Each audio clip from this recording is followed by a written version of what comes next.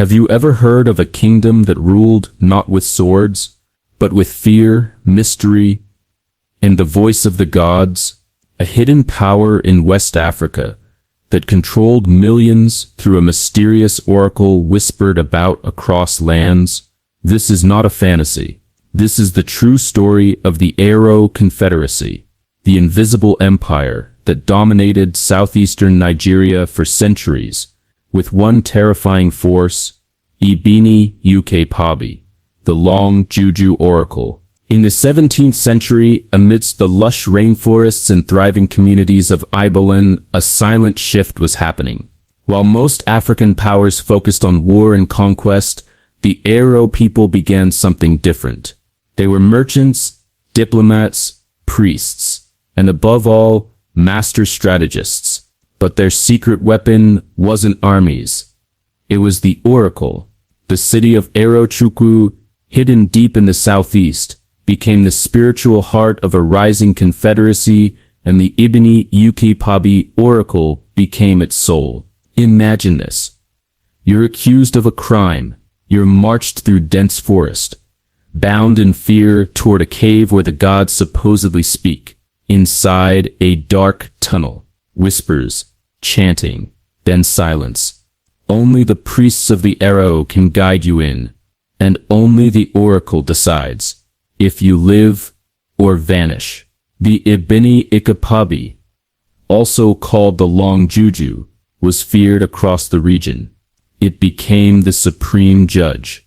Thousands came for justice, and many never returned.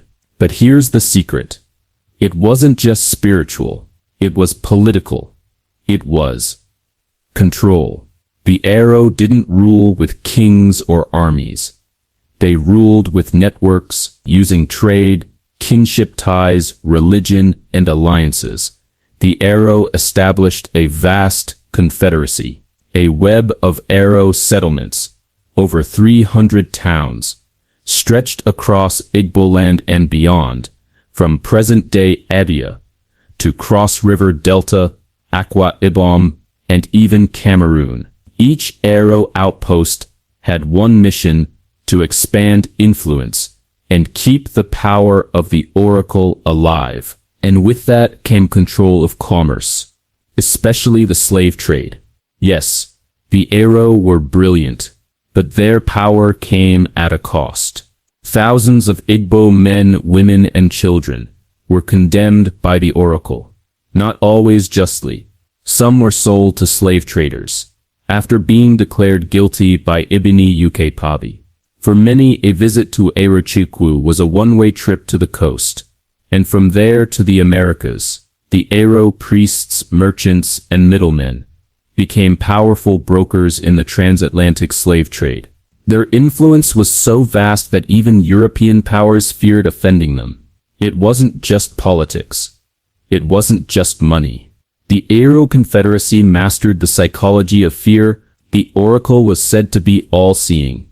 Even whispers of rebellion were believed to reach Ibini Ukpabi. People complied, not because they were weak, but because they believed they were dealing with the divine. The priests used hallucinogenic rituals, booming underground chambers, and symbolic executions to terrify visitors into obedience. To challenge Arochukwu was to challenge the gods themselves. But even empires built on fear can fall. By the late 1800s, British colonizers wanted full control of southeastern Nigeria, and they knew one thing: as long as Arochukwu stood, so did resistance. In 1901, the Anglo-Aro War began. British troops invaded Arochukwu, encountering fierce resistance, booby traps, and supernatural fear. But after months of fighting, the city fell. But not all were loyal to the oracle. Whispers of rebellion echoed through the villages. Some dared to question the power of Ibini Ukpabi, and they paid dearly. Failed uprisings led to brutal public executions, decreed by the same oracle they once worshipped. Fear was no longer divine. It was political. Then came a greater storm. From across the seas, British forces, armed with cannons and conquest, marched into Arochukwu. But the Aro were no ordinary warriors. In the tangled jungle, ambushes were laid. The gods met guns. It wasn't just a battle for land. It was a war for the soul of a civilization. Shrines burned. Priests, once feared, now marched in chains. The oracle's voice, once thunderous, was silenced in a single British raid. The temple, that once commanded empires, was reduced to smoke and ashes. And as the flames rose, so did the tears of a people watching their history collapse. Yet, the spirit of the Aro Confederacy never truly died. The oracle's shrine was destroyed. The priests scattered and the British declared the Aro Confederacy finished. Ningodia makamin the pristid bulbear. While cricket out is sweat in fedeng, though the oracle no longer judges, and Arochukwu is no longer a capital, the influence of the Aro Confederacy still echoes. Its networks shaped the region. Its religion changed Igbo cosmology. Its story is whispered through generations. And even today, the cave of Ibini Ukpabi still stands, a monument to power, fear, and brilliance. So when you think of African kingdoms, don't just think of warriors and palaces. Think of voices in caves, of empires without borders, of power that ruled hearts and minds.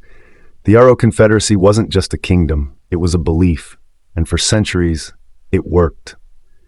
If this story blew your mind, there's more where that came from.